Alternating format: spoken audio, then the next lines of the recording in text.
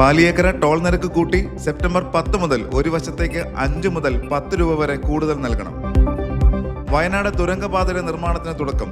പലരും നടക്കില്ലെന്ന് കരുതിയത് സർക്കാർ നടപ്പാക്കുമെന്ന് മുഖ്യമന്ത്രി.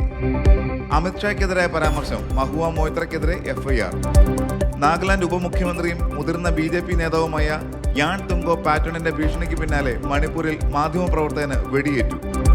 ഓണത്തിന് വേഗം വീട്ടിലെത്താം. സ്പെഷ്യൽ ട്രെയിനുകളുമായി ദക്ഷിണ റെയിൽവേ ബുക്കിംഗ് ആരംഭിച്ചു. UPI സേവനം ആരംഭിക്കാനുള്ള നീക്കവുമായി BSNL.